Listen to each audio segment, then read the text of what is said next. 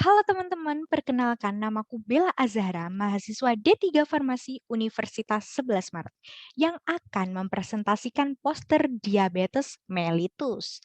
Pada kali ini kita akan menggali informasi mengenai apa sih penyakit diabetes mellitus itu, dan ada berapa jenis penyakit diabetes, gejala dan faktor penyebab penyakit diabetes, serta bagaimana cara mencegah penyakit ini.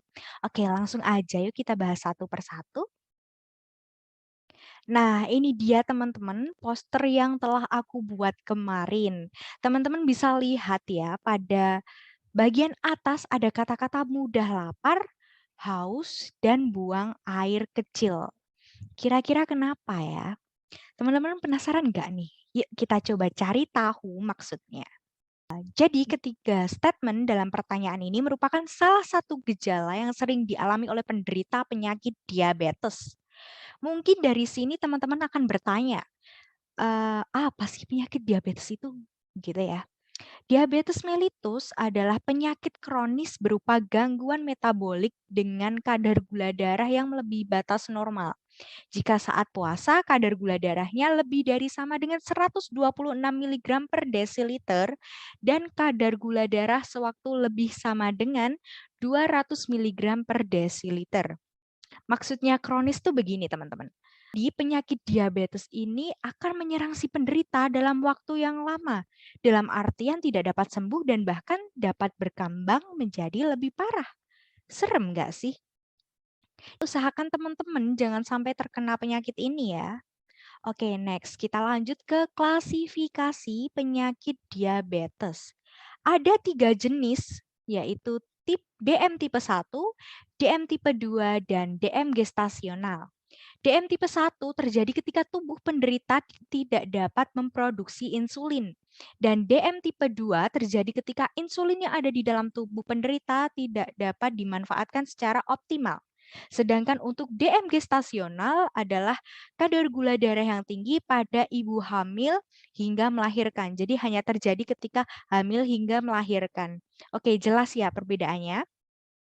Yang selanjutnya ada faktor penyebab diabetes mellitus. Di sini disebutkan ada usia, genetik, konsumsi gula dan garam berlebih, obesitas dan malas gerak, resistensi insulin, serta terkena penyakit autoimun. Jadi ketika usia semakin tua, fungsi organ semakin menurun, gaya hidup yang tidak sehat, dan ada riwayat penyakit diabetes pada orang tua, maka akan semakin besar resiko si anak untuk terkena penyakit diabetes. Intinya yang perlu dilakukan adalah tindakan pencegahan agar terhindar dari penyakit ini, dan apabila sudah terlanjur terdiagnosis akan mengurangi resiko komplikasi. Karena apabila terjadi komplikasi maka akan menyebabkan penyakit lain seperti gangguan jantung, mata, saraf, dan ginjal. Yang harus teman-teman lakukan adalah patuh, PATUH. Apa sih maksudnya patuh ini? Yang pertama adalah P, yaitu periksa kesehatan secara rutin dan ikuti anjuran dokter. Usahakan sebulan sekali kontrol ke rumah sakit untuk meriksa kadar gula darah dan evaluasi pengobatan.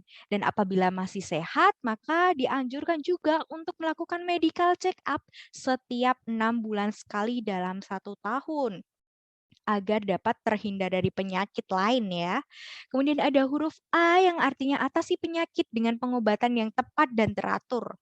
Meminum obat yang diresepkan dokter secara rutin serta menjaga kesehatan mental agar tidak stres akan dapat membuat kadar gula darah menjadi tinggi. Jadi stres itu membuat kadar gula darah kita jadi tinggi ya teman-teman. Dan untuk huruf T artinya tetap diet sehat dengan gizi seimbang. Maksudnya gizi seimbang itu makanan rendah lemak, rendah gula, rendah natrium, dan tinggi serat. Konsumsi gula yang tidak boleh dilakukan adalah sebanyak 4 sendok makan dan garam tidak boleh lebih dari 1 sendok teh per hari. Jadi perlu diingat-ingat ya teman-teman. Sedangkan untuk huruf U artinya upayakan beraktivitas fisik dengan aman. Dianjurkan untuk berolahraga intensitas sedang selama 30 menit dalam 5 hari. Dalam seminggu itu ya, nanti olahraganya 5 hari saja. karena dapat menyebabkan kadar gula darah kita menjadi turun. Jadi bagus untuk kita ya. Kemudian ada huruf H.